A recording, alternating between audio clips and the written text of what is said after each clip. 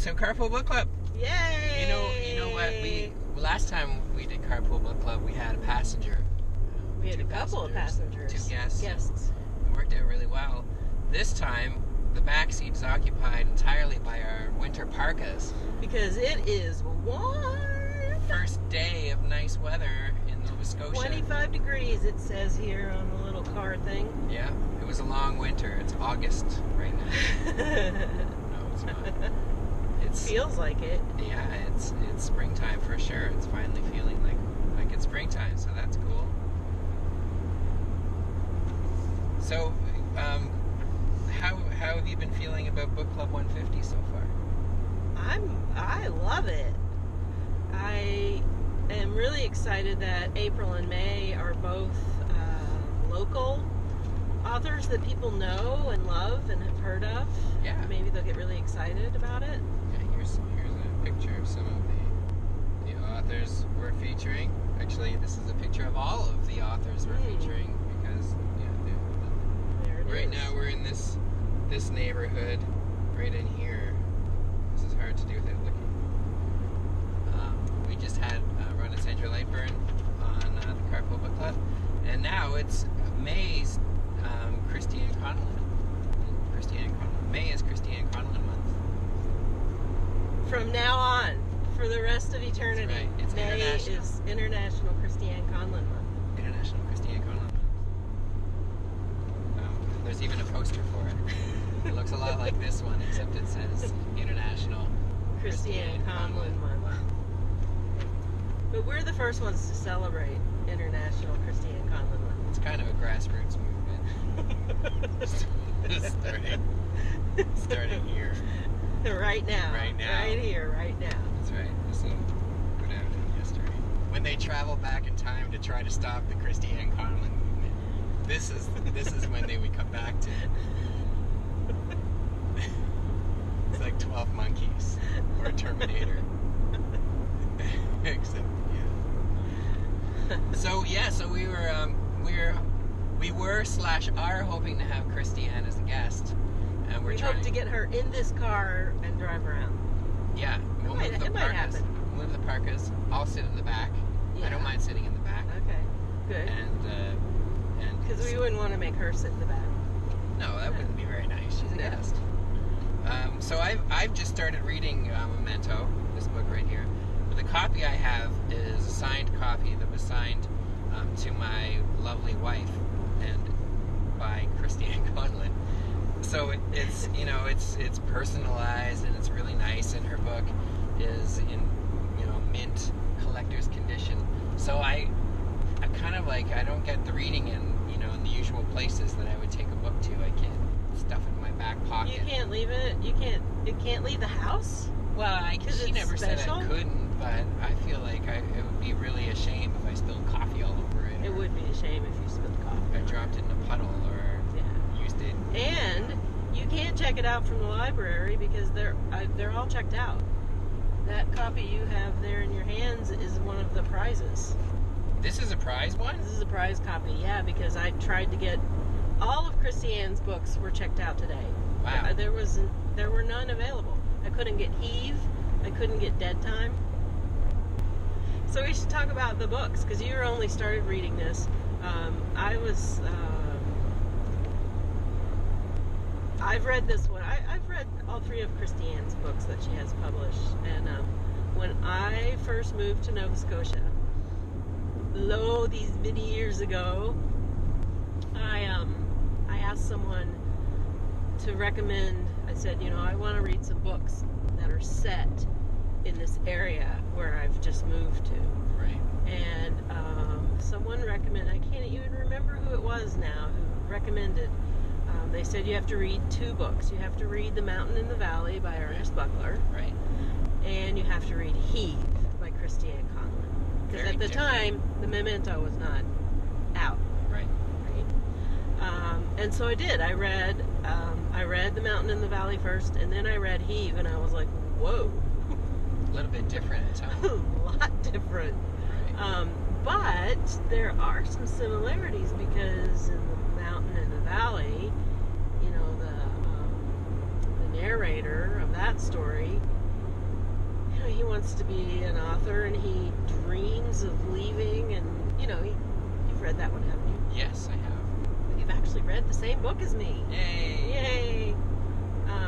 And it's been so long since I read it, but I remember getting from that book this feeling of, just sort of being trapped, but also loving the place that you live. Yeah. And I kind of got the same, there's kind of that same thing in Heave. It's just a very different, like the narrators are so different, Right. Like the narrator in Mountain in the Valley is very sort of calm and mellow. The narrator in Heave is never calm and mellow. Right. She's off the walls.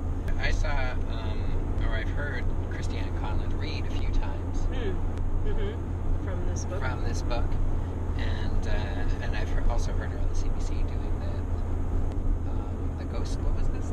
Fear Itself. Fear Itself. You were on that. I was. She actually came to the Bridgetown Library, and I told ghost stories to a group of kids, and then she interviewed me about ghost stories. Yeah, that was fun. And she also interviewed Carrie Mack when she was visiting us. Christy Ann was working on that while Carrie Mack was visiting, and so they did an interview, and so some of that ended up on there too. That was a really cool series. It was good, yeah. And I think it's still available on CBC Online as a podcast. Fear Itself. I think so. Yeah, check it out. So yeah, I was saying that I've seen Christy Ann Conlin read, and when she reads her book, she does the voices for the characters. She really kind of inhabits the different personalities, and having not read the book, but seeing her do the stories, it really adds, I think it adds a lot. It fleshes out a lot of the characters. I mean, there's definitely the argument to be made that if you don't have any experience of the book at all, you put yourself into it, and maybe that makes the experience better. But having an author who is a very good reader, and has clearly a strong idea of the characters in her head, for her to add that to it before I've even read the book, has really kind of colored how I'm reading it, and it's got it set the tone already. That I would have discovered the same tone if I read it on my own, but you already I had jumped that. right in. Yeah. So it was like it was a primer in the best possible way. Always go and see an author reading Whenever you can. Yeah. Even if it's not someone you've ever heard of. Bring your kids. Right. To some of them. But don't bring your kids to Christy Ann Conlin. No, especially if they're little kids, they might get really scared. It's But yeah, there's something to be said about. I mean, okay, there's the rock star myth, right? The idea that rock stars are better than you, and then you meet your idol and you're super disappointed. And that's true, that happens. But if somebody's creating something as magical as a storybook that you've really attached yourself to, and then you see that they're a real person, and maybe that's something that you could do too, I think that's super valuable. Yeah. Oh, I do too. I saw Mr. Dress Up when I was a kid. And Really? look at me. I met Robert Plant once. Did you? And look at you. So, one of the things that I loved about the Memento is it's it's kind of a ghost story, but not really, because it's not. I'm trying not to do any spoilers. Right. It's a ghosty story. It's gothic. Right. You can definitely say it's gothic. It has those sort of creepy feeling, creepy setting. It has elements of a ghost story, but it's not really a ghost story. Right. It has a lot of superstitions in it. Right. And that very first, I think it's like maybe the first page, the first paragraph, where she's talking about looking in that mirror. Like, there's a mirror on the front porch, not to look at yourself, but Right. to make sure nothing has followed you home from a funeral. Yeah. I love that. That is so amazing, and it really makes me want to put a mirror on my front porch, like by Right. my door. Yeah, right. just to make sure nothing's followed me home every day. Because who knows? Yeah, this is that kind of book, right? When they're talking about our backyard. They're talking about the road that we're on right now. Yeah, and places that you've been, and I found myself a lot of times when I was reading it,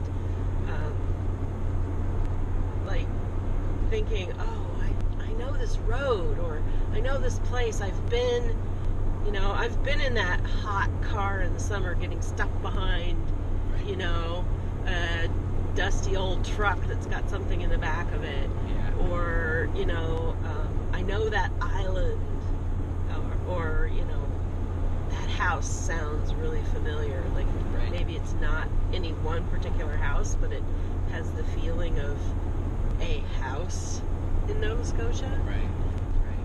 And I think that's one of the things that I really, really appreciate about Christy Ann's writing is that without, saying, here, this house right here on Highway 101 off the Messenger Road, she makes you feel like you've been to the places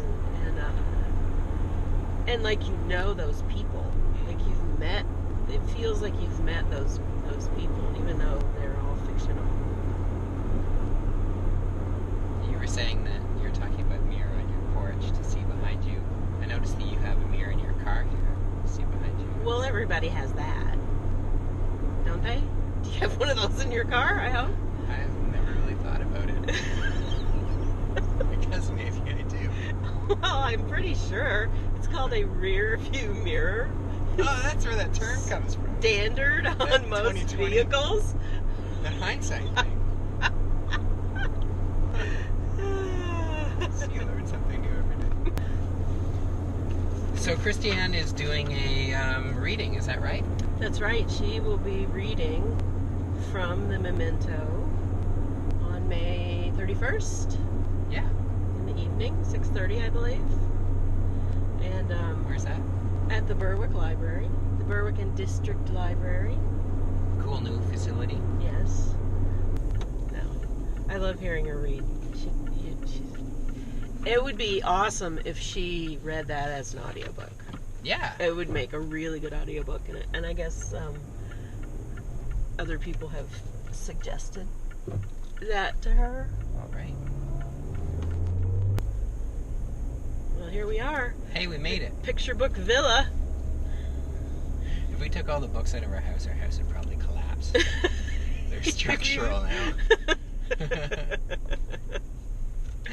Well, thanks for the ride, Angela. You're welcome.